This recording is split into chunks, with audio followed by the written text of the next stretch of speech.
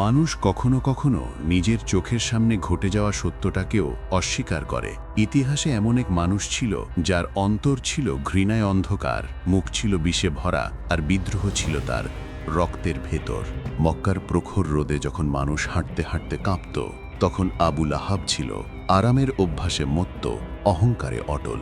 রাসূল সাল্লাল্লাহু আলাইহি ওয়াসাল্লামের দাওয়াত তার কাছে ছিল আগুনের মতো, আর সেই আগুনই ধীরে ধীরে তার দেহের ভেতরে জ্বলে ওঠে, যদিও সেটা বুঝতে পারেনি।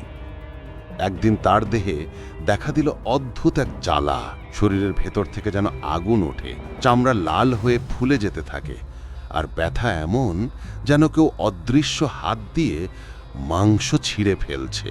আধুনিক বিজ্ঞান বলে কিছু বিশেষ সংক্রমণে মানুষের শরীর এমনভাবে পচে ফেটে ফুলে অস্বাভাবিক হয়ে যায়, কিন্তু আবু লাহাবের ক্ষেত্রে যেটা ঘটেছিল তা ছিল আরও দ্রুত, আরও ভয়ঙ্কর, আরও অস্বাভাবিক।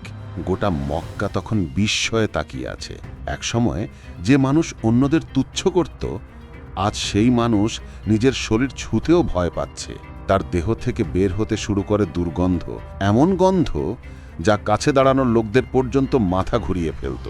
অনেক ইতিহাসবিদ বলেন তার দেহে যেন এক ধরনের বিষাক্ত ফোঁড়া সৃষ্টি হয়েছিল, যা দেখতে ছিল ঠিক জ্বলন্ত কয়লার মতো। অদ্ভুত ব্যাপার হলো, যে মানুষ কোরআনের লাহাব শব্দ নিয়ে ব্যঙ্গ করত, তার দেহই যেন লাহাবের আগুনে পুড়ে যেতে থাকে। দিন যায়, ব্যথা বাড়ে, আর আবু লাহাব হয়ে যায় একাকী, কারণ তার নিজের পরিবারও তার কাছে যেতে ভয় পেত। কেউ তার দেহ ছুঁতে চাইত না, কেউ তার পাশে থাকতে চাইত না। লোকেরা বলে তার কষ্টের দৃশ্য ছিল এমন ভয়ঙ্কর যেন মৃত্যুও তাকে এগিয়ে আসতে ভয় পাচ্ছিল। অবশেষে সেই দিন এলো যেদিন তার দেহ যন্ত্রণায় কাঁপতে কাঁপতে নিস্তেজ হয়ে গেল।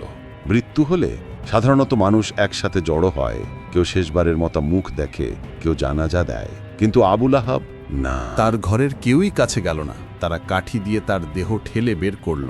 বলা হয় তার দেহ এতটাই পচে গিয়েছিল যে হাতে ধরলে মাংস খুলে পড়ত। তারপর একটি পরিত্যক্ত কূপের ধারে একটু দূরত্ব রেখে মাটি ছুঁড়ে ছুঁড়ে ঢেকে দিয়েছিল।